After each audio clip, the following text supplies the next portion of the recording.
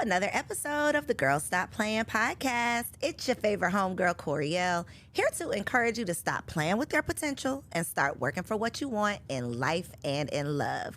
You already know that I'm bringing you the information and the conversations to help you make the money and get the honey. You can have it all as long as you are willing to work. And we have a working woman in the building. Dr. Tiff is in the studio. Are you ready? I am so ready.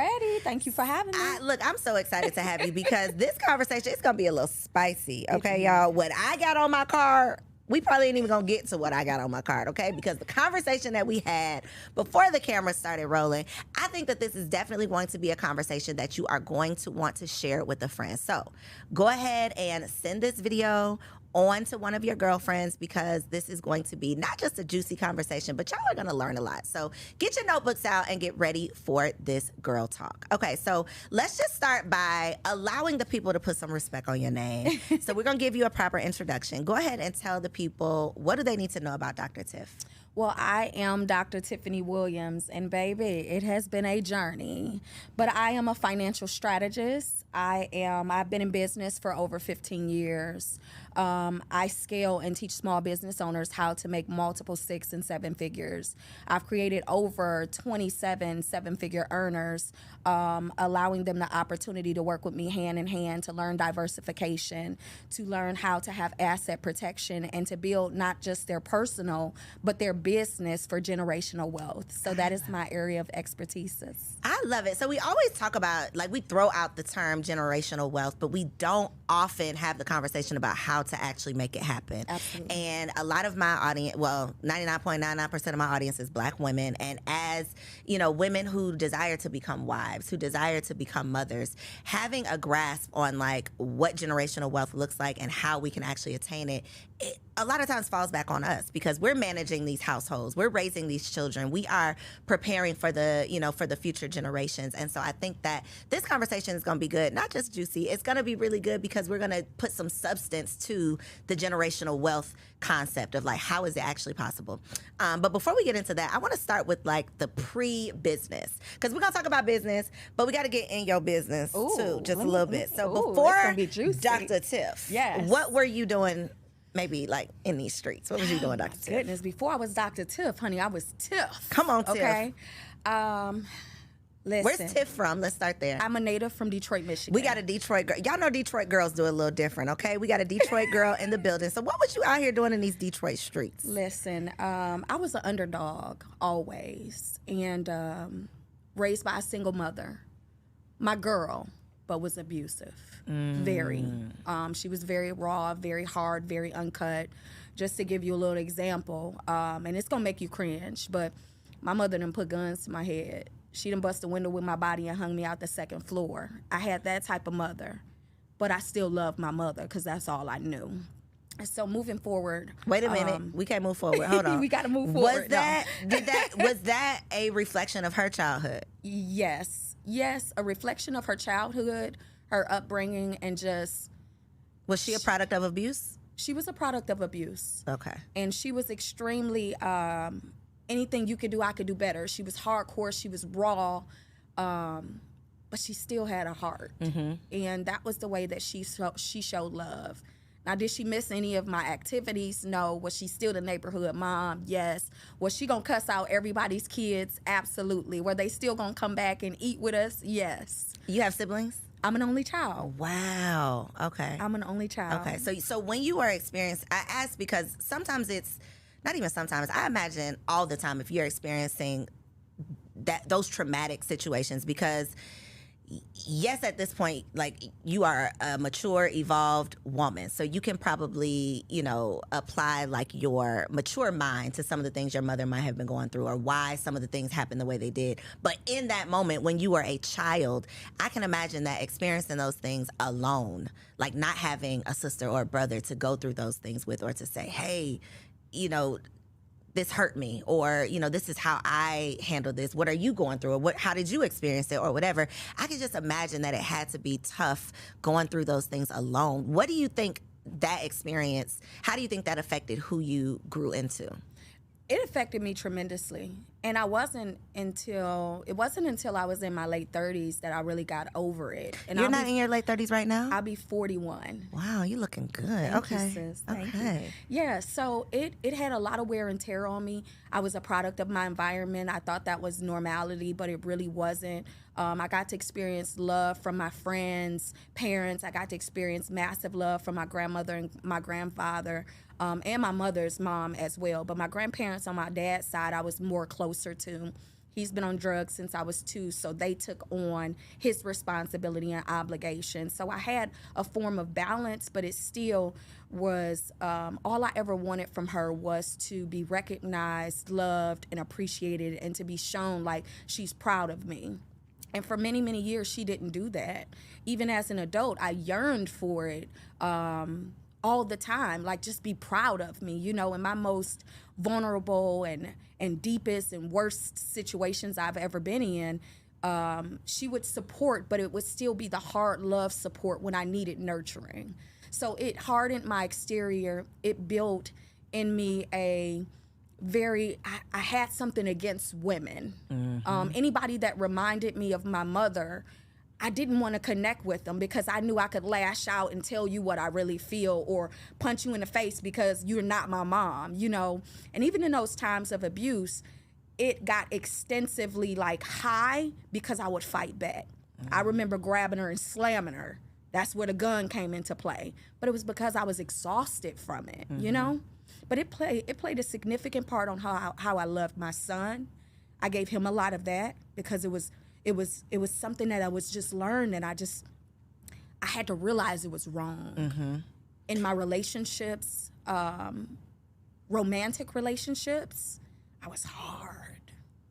And a lot of times that's why I asked, was she a product of abuse? Because a lot of times we unconsciously do what was done to us, but we rationalize it if it's not as bad as it was done to us. Absolutely. Because it's like, well, I'm not as bad as my mom was, and I turned out okay. So as long as I don't do you how I was done, as long as I just do a little bit better than how I was done, then I'm doing what I need to do. And, you know, logically thinking, yeah, as long as you're doing the best that you can, that's all that we can expect of you, especially if what you experienced was so traumatic. So for you, in turn, when you became a mother, I would love to know how you think that did it affect you in the sense of you repeated some of that abusive behavior because this is all that you knew, or did you go to the extreme, like, I'm going to be the complete opposite of what I experienced? Like, how do you think that it made you overcompensate? Do you think that it made it tougher for you to be affectionate because you didn't grow up with affection? Like, how do you think that transferred to you as a mother?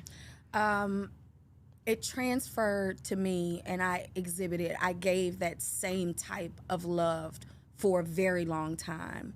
And then even in the midst of that stuff with my mother, I was raped at 16. So with my son, I always said if I had a child, it had to be a boy because I couldn't protect a girl, and I just didn't think I was soft enough to have a daughter. Like, I really never wanted kids, Coriel. And then I decided to have one. It was a boy, and I'm like, I could be rough and tough with him. I can, you know, I don't really have to change much to love on him. But I gave him a lot of what my mother gave me, and it broke him as well. So we had to figure out a way to restore that generational curse, because he's hard to love now, and he has some little anger issues towards myself and his dad, right? But if I would have given him the softer love, if I would have nurtured him in a way that wasn't so it's certain love. Things that would have been brought out of him at an ease. Yeah. So I had to learn how to pivot and transition and try to restore what was broken even in him, giving him the same love. It might not be a gun or busting a window with your body, but I might do name calling, or I might tell you stop crying like a wuss, or you a boy, you supposed to be strong, as if they cannot have vulnerability or a voice to speak out without a woman lashing or yelling at them, because it builds a foundation where when he gets a woman, if she yells and lashes, now he's triggered. And I just really wish I could have changed that at the beginning and didn't have to restore it as he gotten older. Hindsight is always 2020. I definitely want you to give yourself some grace because we're so hard on ourselves as mothers. There is so much that we just have to, like in a 5-minute span, the things that you think about in terms of what you have to do and what you got to make sure is taken care of, and, you know, thinking about what you need to say and how you need to say it and the impact that it might have and how you want your child to take it.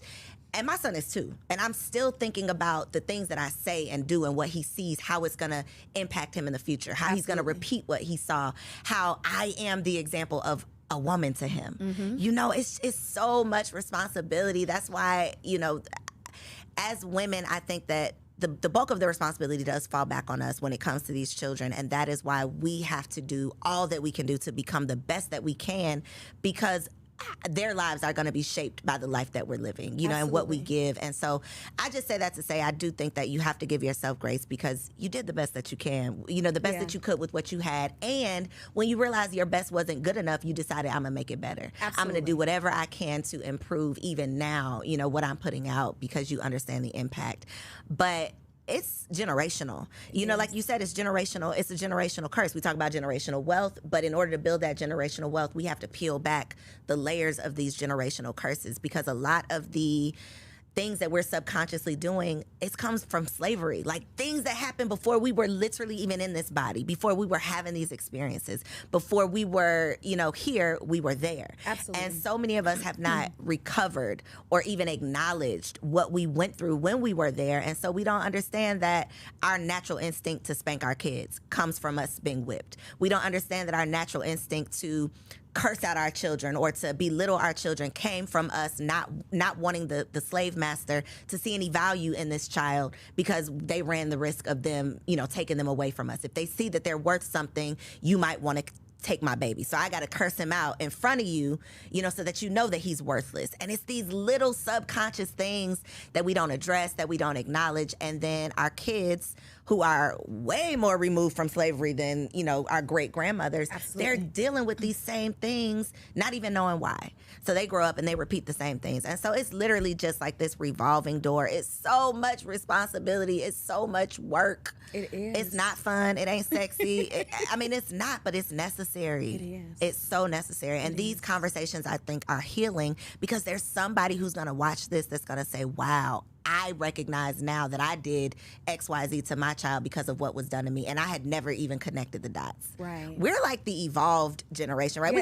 We're going to therapy. Yes. We're gentle parenting. We care about our mental health. Like, we're doing all of this. Our parents weren't there. No. Like, they just weren't. They were not as evolved as we are. And so we have to, I think, give ourselves grace. We got to give them grace. And then we have to see them as just humans. Absolutely. Not our parents who were supposed to be perfect, but just humans who didn't have it all together.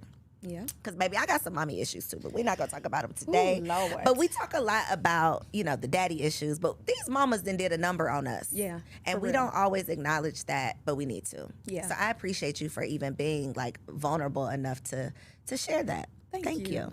Thank you. Okay, so let's talk about, I want to get into, like, this wealth building. Okay.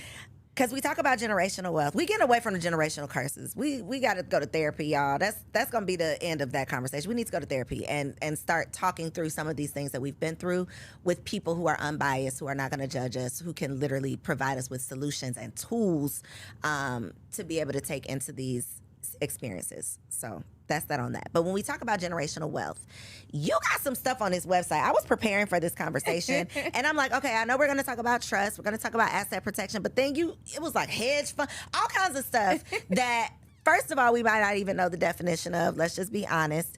So let's start with hedge funds. Okay. What does that mean and what do you do? So what I actually am doing is creating hedge funds for companies. So Okay. I've worked with several companies out of Los Angeles where they've hired me to consult to build the hedge fund company out. They're based out of California, but their headquarters is El Salvador, Texas. Okay. El Salvador, Mexico. Okay. So we've done that because it's major in the crypto space. So there's several different types of hedge funds. The ones that I am affiliated with or part ownership with are those that are private, elite, invite only. What is a hedge fund, though? So a hedge fund is basically a bunch of individuals coming together, putting money in a pool, and you have a profit afterwards. Like it's a split profit based on the return on investment. And then after a certain allocated time, then your principal will be released and the profit will keep growing. So it just depends on what type of hedge fund there is. But overall, it's you putting your money into some pools or pots, to make it easy in layman terms. You're putting it into a pot. You're getting a return on investment, and your principal will be released at a certain allocated time. But this ain't no susu now, is it? No, it ain't not no at all. Okay, I just want to just put that out there because the susu had us in a chokehold a couple years ago. I was really against the susu from the beginning. Me From too. the beginning. For me, and the people don't know where the susu comes from. It comes from the Asian community. Oh, I thought it was African. Actually, the Asian community. What they do is they find out in their circle of influence, in their Fave 5, what all they need. And what they do is figure out how much they need, how can we get that to them so that they can build generational wealth. And they supply what's needed for their own community, whether it's their siblings or circle of influence or Fave 5. They came together and gave what was needed. As they built and they created income, then they passed it back down to the next individual. They didn't do a 300 for 5,000, okay? It's sad, but our community will find some way to finesse, and it's going to be a lose at the end. But for the hedge funds, you have to have a certain type of capital. You have to be extremely resourceful, and you have to be invited into real hedge funds. So it's like an investment group. Absolutely. Almost. So we put our money together. We decide together what we're going to invest in, or that's already like predetermined. So let me just give you an example. For this particular hedge fund, what they did was say, this is the number that we want to get to. And each person that put this money in, this is what you will get every week, every month, and what you would look for at the end of your 12-month term. So you have different amounts that you can go in at, and you also have different distribution times that you can go in. Okay. If you decide to lock in and say 16 months and not do a 3-month, of course your return on investment is going to be much grander versus someone who's like, I want to start getting my return on investment in 3 months, every increments of 3 months, every quarter. Right? You're gonna get a smaller return on investment. Right. Because you're not waiting, it's not sitting as long. Yeah. Okay. And do you have to be a certified investor to do this or no? So you don't have to be a certified investor, but the people who create the hedge fund, you have to be certified. You have to have your series. You have to have the proper licenses. And a lot of it that we're doing is cryptocurrency, and crypto is 100% legal in El Salvador. Gotcha. So that's why it's based out of there, but funneled through California. Got you. Yes. So many, I say Black people are late to the party on everything. Like we are late to these conversations, and then by the time we catch up, it's like a foreign language. Absolutely. It's like the money has been made. Yeah. It has happened. The party is over, and then we show up to the door like, but wait a minute, we just not getting the invitation. So how did you end up getting into this space? So, you have to pay to play. And I wanted to enhance my credibility and what I can offer my community in financial services that only the 1%ers can, are allocated to have that privilege. So to be able to get at the table, sit at the table, create relationships, and build from there to give my folks an opportunity is what I did. So as a 1%er myself, I have the opportunity to sit with those people who make the decisions and then have the opportunity to bring you in before it's flooded and you can't get in. Gotcha. I had to pay to play. Got you. And that's the part that a lot of people don't want to hear. And not even that they don't want to hear it. I think that's the part that we don't say a lot because we see people in certain places, but it's just like we see them at the destination, but we don't know like the vehicle they had to ride in to get there. So we want to go to the destination. We don't know what type of car we need to be looking for. We don't know how long the ride's going to be. We don't know how much money we need to put in the tank because they missed that part of the story. They're just like, oh, I'm here now. So I'm glad that you mentioned like I had to pay to play because a lot of people think, oh, you just ended up there or you just knew somebody, which sometimes you do know, and even the person say, okay, but you still got to pay to play. Absolutely. So I think that that's important that you mentioned that part of the conversation. I want to talk about trusts also, Okay. because I feel like similar to hedge funds, we hear about these things. Like, it might not be a foreign concept, but you might not really understand the intricacies of it. So talk to us about what trusts are and who might be ideal to need a trust.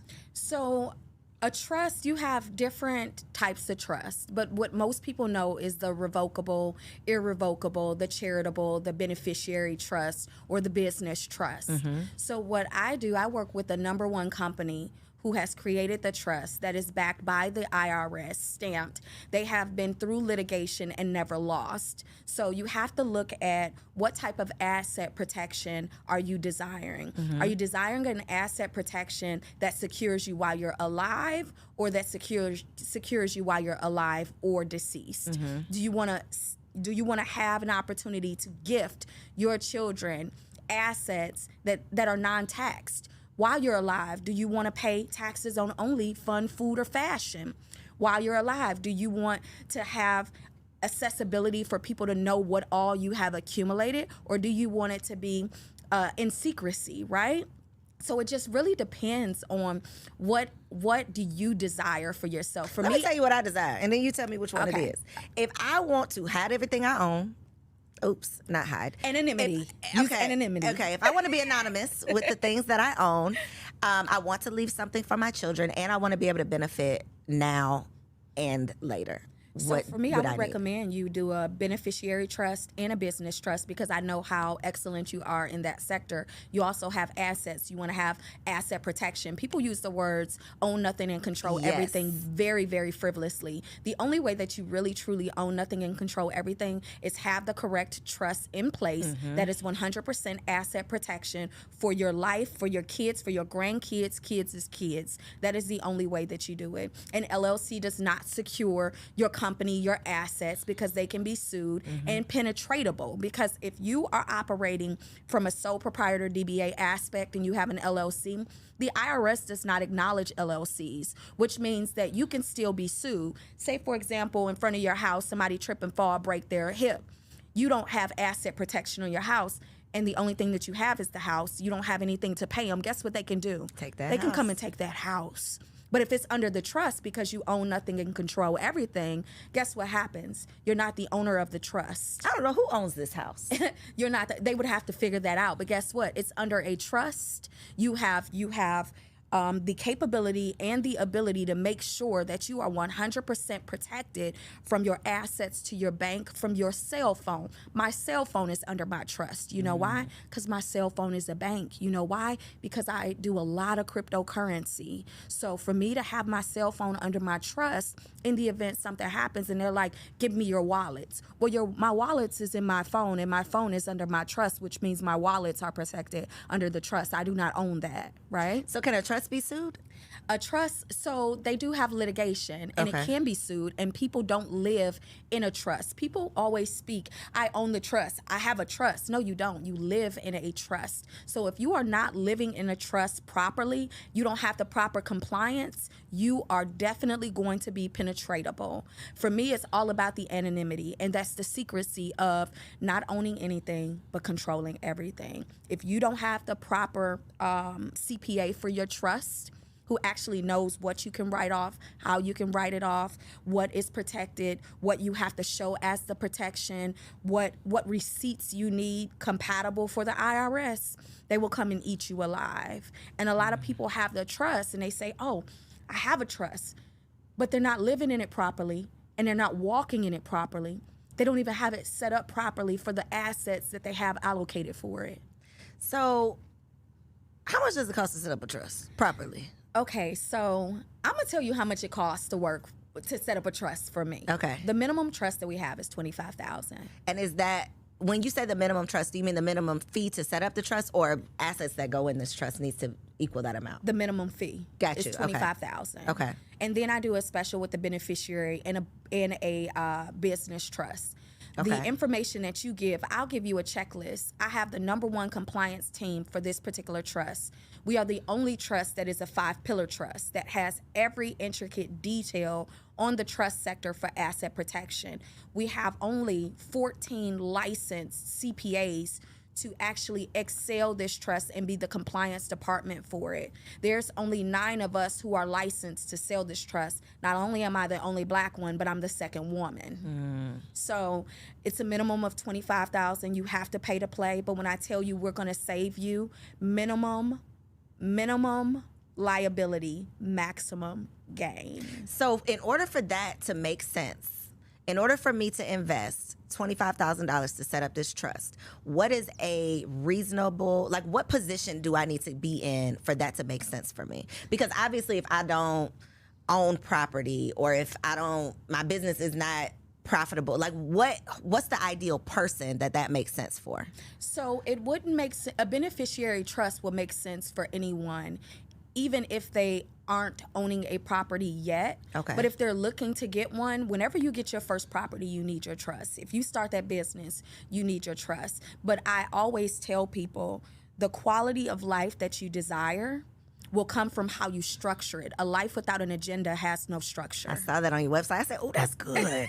That is good right there. Yes. Yeah, so you got to prepare for it. And if you're walking in alignment with your purpose, your passion, and even how the direction you desire to go into with your family structure, then the trust is necessary. Because one thing about a trust, you don't have to wait for the courts to say, hey, my children can get this. They're not double taxed. When you have the proper trust, you're only taxed on fun, food, and fashion. You pay yourself a salary through the trust. And everything that is fun, everything that is food, everything that is fashion. But when you have the right compliance, say you bought a yacht, but it was for fun, but you rent it out 6 months out of the year for people to rent as a business, right? So it could pay for itself.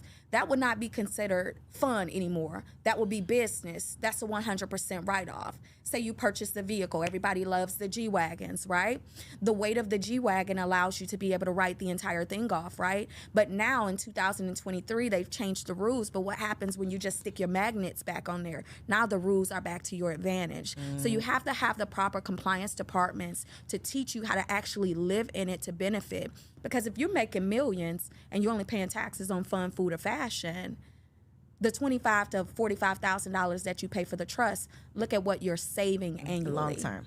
You ever been audited by the IRS? I have not been audited by the IRS, and I have been an accountant for over 12 years with under 1% audit rate. But you've worked with people who have been audited. I have.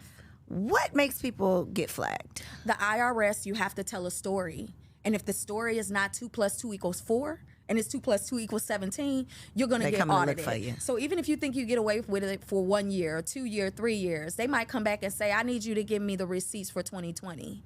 They already tell you that you have to keep them for 7 to 10 years. If you don't keep them, then guess what you have to do? You have to pay it back. So you have to make sure the story you're sharing is truth. You have the receipts. We are big on receipts, right? You have to have the receipts, honey. Girl. Yes. Thank God for technology, okay? Yes. Digital receipts. Yes. So you have You to know have people the who still like store receipts like in an envelope? I Like, do. I have you clients do that? I have clients still to this day that bring me a trash can and get a trash bag. And guess what I do? I charge them trash bag prices. I know that's right. Because if you don't follow the rules, it's easy for you to swipe. I don't care if it's a piece of gum. My business clients for accounting, I only do for $4 million. They have to be at $4 million and above for me to do their business accounting work. You're going to charge everything. I don't care if it's a piece of gum or a bag of chips. You're going to bring me 12-month bank statements. We're going to go over quarterly anything that doesn't have a statement, that doesn't correlate with what you sent me, so that I can prepare for you. When you bring me a trash bag, you're going to get the trash bag price. People who do this work are like so amazing to me. To even just think about what you just said, like we're going to go through. When my accountant want to get on the phone and ask me about that $4 that I pay, I just be like, just forget it. I'll pay, like, whatever I got to do with the $4. I cannot sit here and talk to you about this $4. How do you do this work? So I'm not that bad. Are you OCD? So I'm a numbers girl. Okay. So, I want to make the numbers. I don't want to manage the numbers, though. But in order to make the numbers, you got to manage them. Because you have to budget. And that still goes with the life without an agenda has no structure. a budget, a debt reduction plan, a financial needs analysis. At the end of the month, how much disposable income do you have? If you do not know that, how can we orchestrate building generational wealth, giving you an opportunity to have asset accumulation? One of the most important things that I teach is every individual, especially a Black individual, needs to own the assets that only the Lord created. That's oil, that's gold, that's silver, that's land. That's generational wealth. Those are the things that he created that will never be rebuilt, that will never be taken off of this earth. We will have for the rest of our lives. So you want to start tapping into obtaining oil. Silver over gold. The value of silver is more important than the value of gold at the moment. But commodities are necessary. Real estate is necessary. Hard assets are necessary. So if you don't have disposable income, how can you say, hey, Tiff, I'm ready to buy some gold. I need $10,000 worth of silver. Okay, cool. I'm going to send you over the blueprint. Hey, Tiff, every quarter, I want you to just automatically withdraw the money for my gold and silver. Hey, who can you connect me to purchase some land? How can I connect to purchase some oil? But that $4 adds up, because that $4, just go to 5, Starbucks, minimum of $5. That $5 times 30 is a lot. That could go towards your silver. So that's why you have to have the life without an agenda has no structure. When you go and buy that $4 and you can't account for it, it's not you accounting, it's you not holding yourself responsible and accountable, because we are the accountability coach to help get you exactly to where you need to be. Get me together. See, that was for me. It was for me. Get me where I need to be, because I be looking like I paid that $4, you can have it, but you're right. It will add right up. It does. And it's a comma come with that $4 afterwards. 4, 4, 4, 4, 4. Comma, you're going to hit the 4-figure first with the comma, with the 4s. You're going to hit the 5-finger after that. Think about what you spend a year on things that's $2, $3, $4. Yeah. So what's step one to get ourselves together? Where do you start? If you are like a complete mess, you're not making $4 million yet, you're just a mess, and your life has no agenda. I always tell people you got to start with the credit. You have to start with the credit assessment.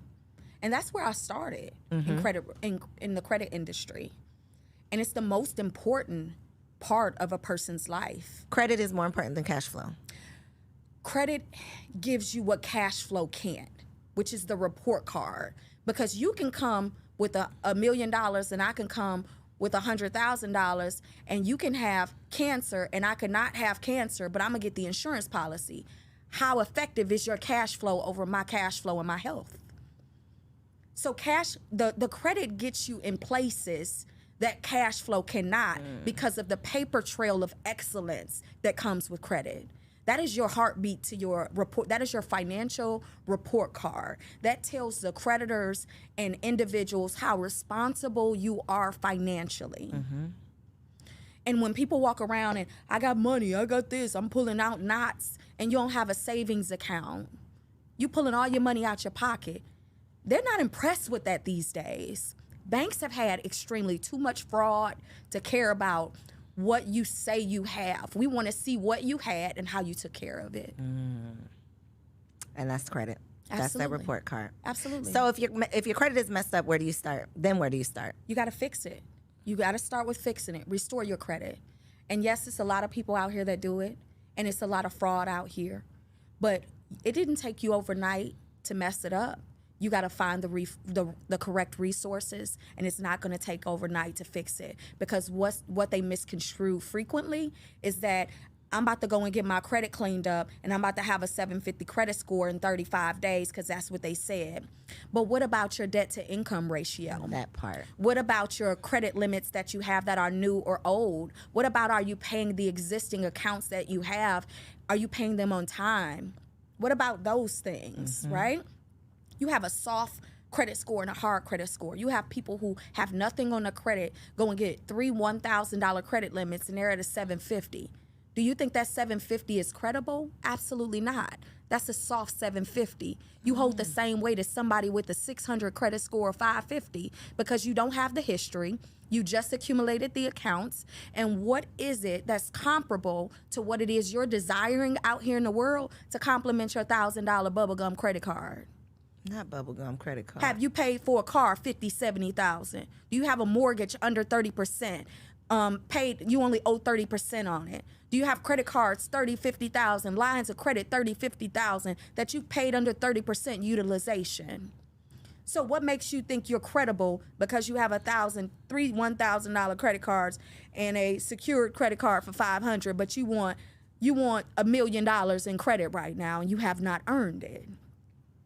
So it's not quick. It's not microwave. It's going to take time. Absolutely. And patience. Absolutely. What is your thought on this Fed Now thing? Elaborate. The Fed Now federal cash app, electronic money. I don't know. Are you speaking about them keeping track of everything? No, the isn't it called Fed Now? It's like the Fed Now digital currency. It's like their version of like a Zelle that's supposed to be rolling out this summer. So even with the United States doing a cryptocurrency, right? They want their coins. Their coins has to turn in, their contacts have to turn into coins, right?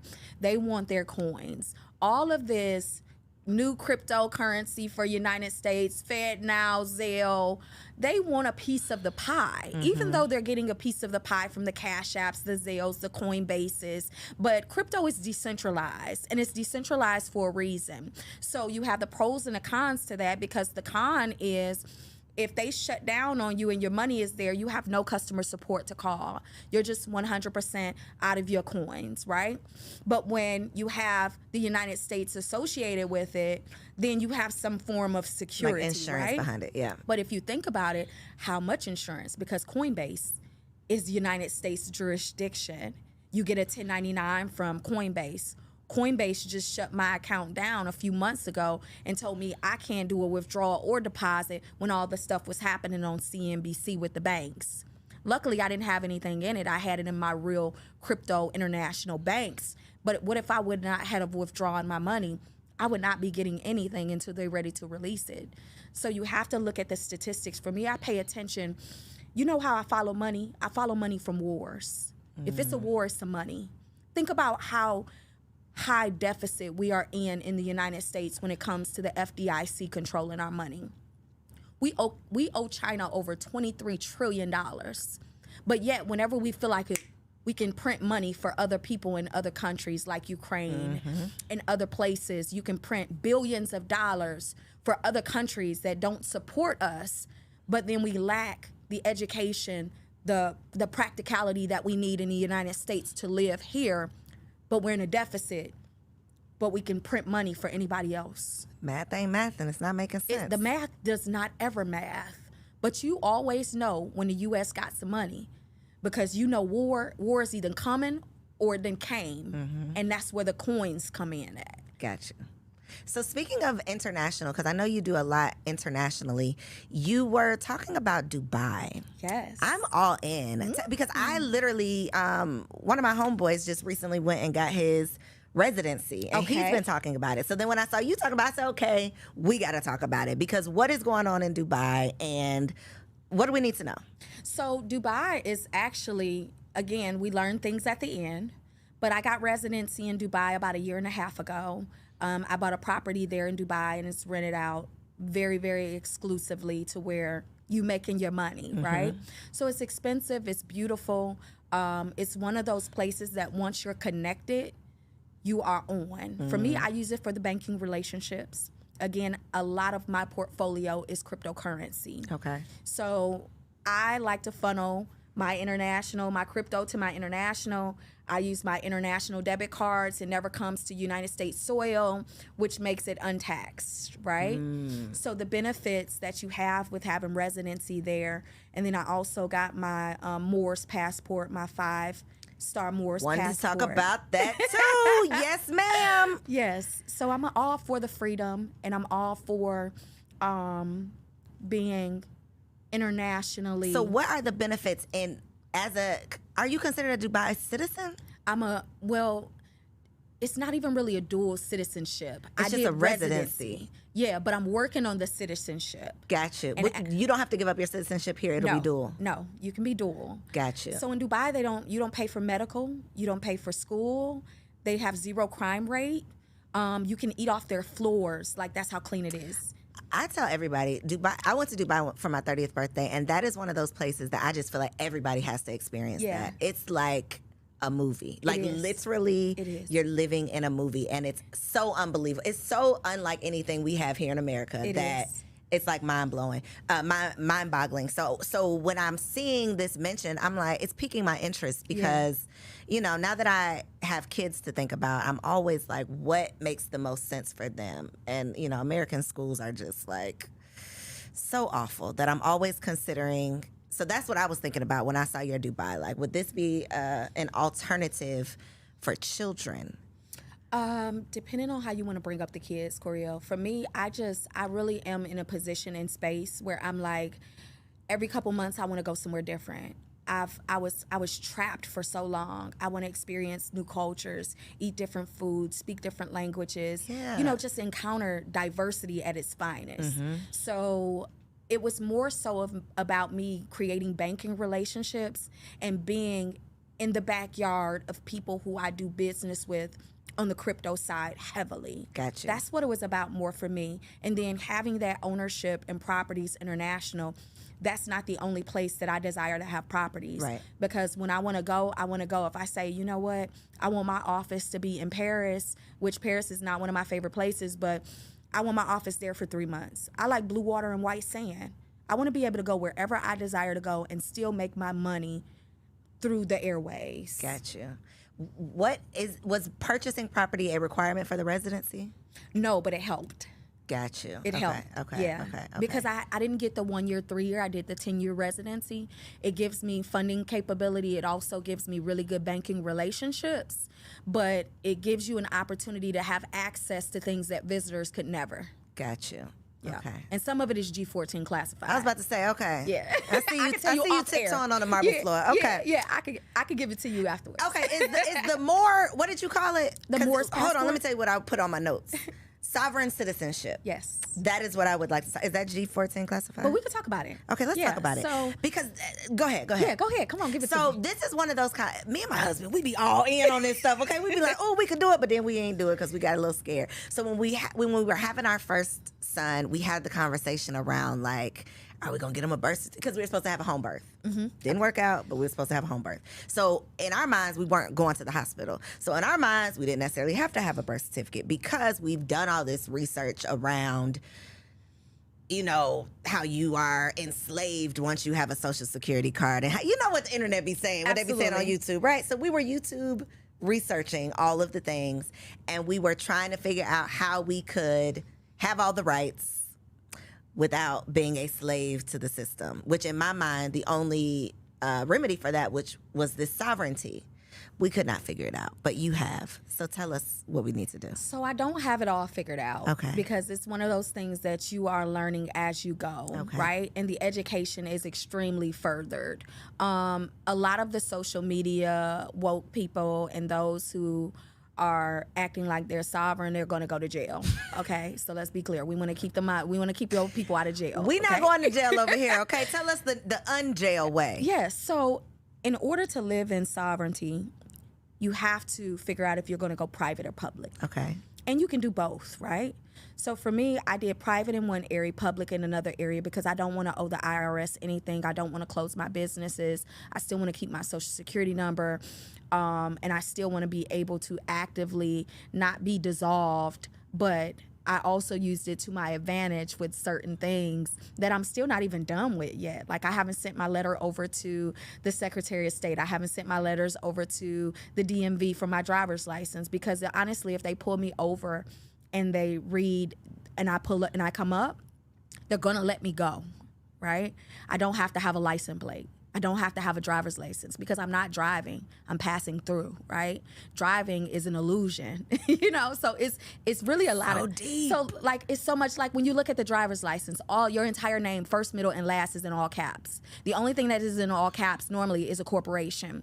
The United States is an LLC. If you look it up, they're not even a C corp or an S corp. They're literally an LLC.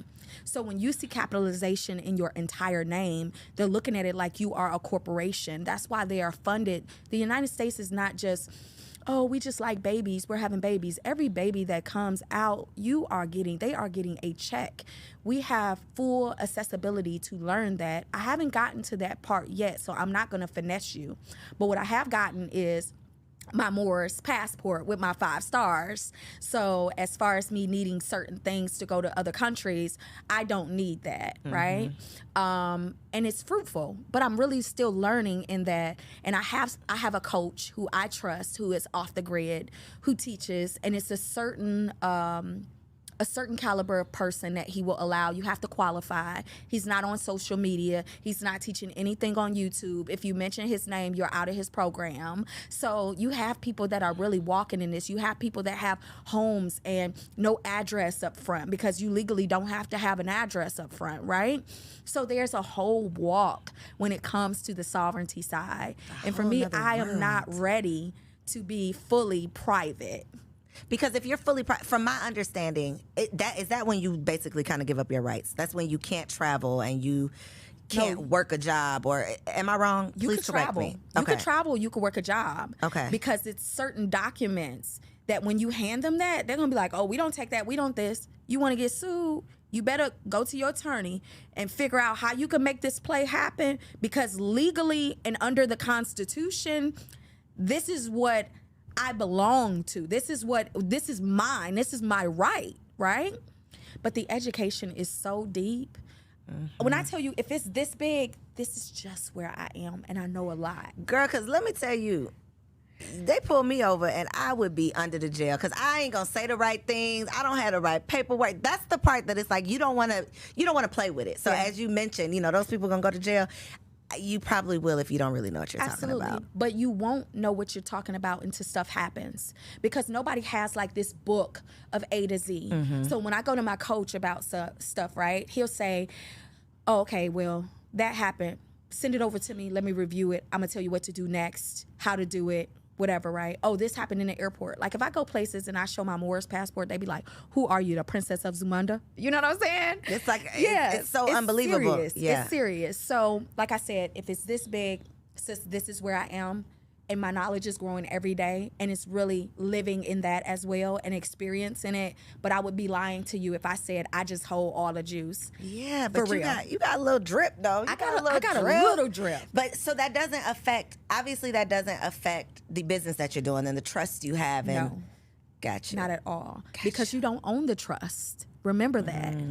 If you own the trust, you could be found. So what's your relationship to the trust? Like legally, what is your relationship to the trust? So your relationship to the trust, you will add beneficiaries, right? But you are the trustee. Okay. Right? Gotcha. So, no, I'm saying that wrong. You will have a beneficiary, but the trustee is the person who creates that for you, right? So that's not you. No. So you have like the company, right? The company that creates the trusts.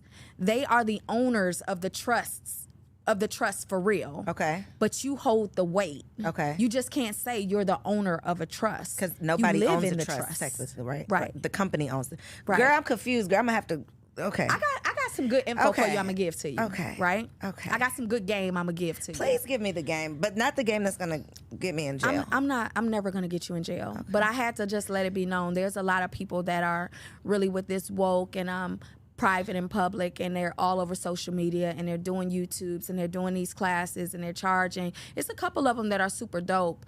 But when you are trying to protect yourself and others, you really want to be a little quiet. So you have to be careful with those who are making a lot of noise in that area, simply because the ones that's making noise does not know the real value. Otherwise, they wouldn't make noise. They'd be a little bit more. And they would be very conscious as to who they're educating. Because one thing about it, when the black and brown people get a hold of it, it's already flooded. Wait, so this is not just a black and brown people thing? Not at all. Not at all. Trust is not at all. No, not trust, but sovereignty. No. No, there are other individuals, honey, that have sovereignty. Girl, I thought this was just like a, wow. No, ma'am. Okay. No, ma'am. Okay. It is a wealthy thing. Okay. Yes. Learn something new every day. Yes. So do you help the people do these things? I do. Okay. I do. So in 1 second, I'm going to have you tell the people how you can help them do that. But really quick, you said it's like, don't even come calling if you don't have $25K for the trust.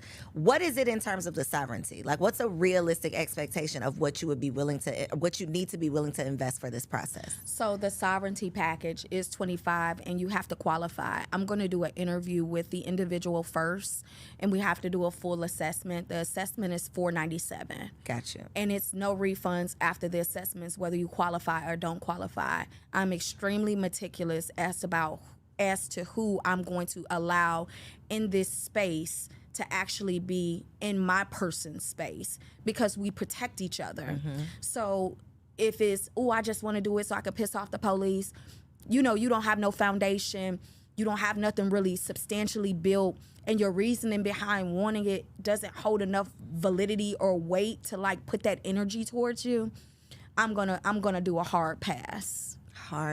Wait a minute. You said something before the cameras were rolling that I said I needed to get back to. What was it? Oh, Dr. Tiffany got a man. Okay, let's talk about it real quick. Yes. Let's talk about this man. Okay, because you have one child. I do. He's 20. He'll be 23 this year. We don't believe it, but she says it. And then your boo has... Oh my goodness! He has a village, honey. I be telling him he got partridge in a pear trees, honey. But he wants more partridges in the pear trees. He does. He wants one more with his baby. And baby said no. Is it a hell no, or is it like a no, I really don't want to, but I might think about it? Hell to the no, no, no. Why is it a hell no? What makes it a hell no? Is it because you've already served your time and you're over it, or? So I love being the bonus mom to who he already has. He has 3 girls and a boy. And my son is about to be 23. His youngest is 6 years old. And she is a doll face. She's the baddest one, but she's a doll face. And I never really wanted children. And I never dated men with children either long term. And I went to a point where it was like, no kids, they have to be grown. But when we got together, it was like, this is my person. I'll take the kids. Okay, I'll take the kids too, and they're not so bad. So then how you know you're not going to be like, this is my person, I guess I could just have one more?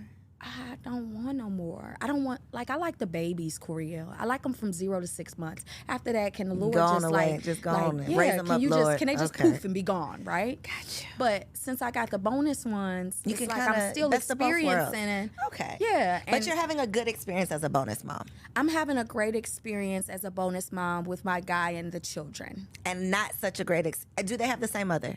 3 of them have the same mother. The other one is the oldest. Okay. And she's in Jersey. Okay. How is the baby mama life? His ex-wife. Make it clear. Go ahead. Put some respect on the name. Yeah. Okay. His ex-wife is very problematic. We have actually sat on the same platform together, right? Shut up. Yeah, but you know me, I'm like, hey, y'all. She reached out to hug. I did the little curve. She want to stand next to me to do like the reels, and I'm wondering she can't stand next to you and do the reels? Like you can, but why? Like we got 20 people right here. You wanted to like compete walk, and my walk, dangerous. So you don't even try to do it. Yeah, but I was really like embracing her. I was really just being authentic and transparent, and I feel like she just did a lot of weird stuff. And your experience with your ex-husband has nothing to do with me. And if it was that bad, the research that you put into trying to figure me out and, see this and see that and calling them with it, I just want you to just get you a life, Enjoy it, because I'm really good to your children. And I'm not problematic about, right? with you. I don't bother you, and I made it clear on a conversation that I'm really not. I'm the worst person to make an enemy with. What you don't? Did Detroit girl don't come out? Slightly, but it comes out extremely professional, and it also comes out heavy. Girl, you It get them comes out together with heavy. you got a corporate get them together. I got a corporate get them together. You know, she put me in a space where I had to just pull like some records and then just say, "This you. Leave me alone. Don't play with me." Because I already know you, everything about you, everything you have, don't have, everything. Just leave me alone. Did she leave you alone? She been leaving me alone. Okay, she been leaving you alone. Okay. You had to get it together, but now she's together. Okay, now she's together. It took that. Okay. Yeah. So we run in some of the same circles. So did y'all know each other? No. And then you met the baby? No, the boo thing? No, I never met her, never any of that. Because for me, like, I'm really like, I was real low key. I didn't like go to events. Even when I went, I wasn't popping pictures. Like, I really just got involved in this, like, you know, get out here and like let the world know you type of thing, right? But once now that I know her, everywhere I am, it's almost like she pop up out the woods, like out of a bush or something, you know? Here I go. Okay. Wow, can't shake her. All right. This is the three, the mother of the three. But the oldest, I absolutely love Tiff. Her name is Tiffany too. She's a Jersey girl, but she's so cool. She's pleasant. We kick it on the phone. Her daughter loves me. She's the oldest, and she's dope. Like, she's dope. She's not problematic at all. She has a husband. That part. See, when they be miserable and mad, it be because they don't be having no men, honey. They don't have nothing to do. Nothing. They are bored. Nothing to do. Come on board, baby mama. Yes. All right. Well, I love it for you, the fact that you are still able to live this motherly life that you weren't necessarily interested in, but God made a way for you to live it in your own way. Yeah. So I love that. Thank you. And I'm excited for you. When you're back, you'll be a wife to be. Yes. We're speaking that into existence. Give me that hand. Look, I'm rubbing it off, rubbing that energy. We'll have to have you back because I feel like we can go deeper, and I'm excited about it. And once you said you know this much of the Songbird, once you know this much, come on back to the couch because I'm serious about that conversation because there's just so much that we just don't know. I hate the ignorance that we are the victim of in our community. Because it's one thing if we had all the information, then we just decide we're not going to use it. But we don't even know that this whole other world exists that we don't have access to. So when it comes to the sovereign side, sis, it's a very, very little exclusive circle. Mm-hmm. And it's really not to be given to the world because if you notice how CPNs were never illegal 20 years ago. But when black people got a hold of it. Our people got a hold of it, now they are illegal, and the reason being is because of the manipulation, because of the theft, because of the fraud. They didn't operate from the space of high, like, intellectual property. They were still frequencying on a low scale to where it's to get a car that they can't pay for. So it's very, very protected. And for me, I'm going to always, but I'm going to share it with you. And I'll share it with people who qualify because what I do know will get you where you need to go. And then my coach takes on that obligation of walking you through it with me. But I wouldn't. You're not just gonna blast it. I'm not gonna share it on air. But I got you. The people don't though. do right. Girl, get me together. I'll keep it safe. I know you will. I know you will. Okay, so I need you to look in that camera right there and tell the people where can they find you, what you got for them. If they want a trust, I don't know if they're making $4 million to get the taxes done, but whatever else you might have for them, let them know. So guys, let me just comment on the tax thing. That's on the business side. I work with $4 million and up, but I still have personal credit. Okay. Personal clients as well.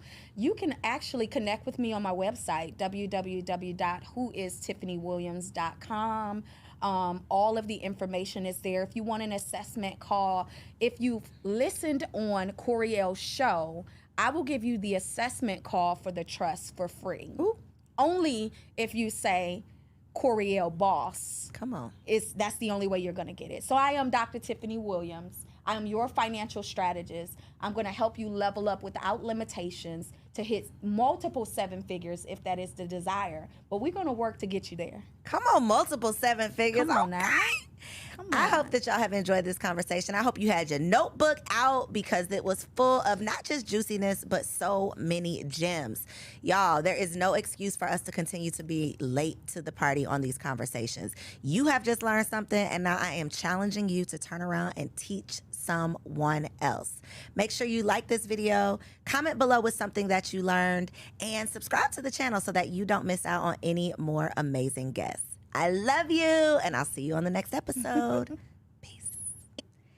If you enjoyed that episode, make sure you subscribe to the channel so you don't miss out on any upcoming content, and take it a step further and go ahead and join our private community over on Patreon because it comes with some pretty bomb perks, including early and discounted access to our upcoming events, behind the scene exclusives with some of your favorite guests, the opportunity to call in on an upcoming show, the chance to vote on topics and guests for brand new shows, and I'm even giving you unlimited access to my vault of business classes where I'm teaching you everything from Airbnb to developing digital products and everything in between. And you can get access to our Patreon for as little as $5 a month, okay?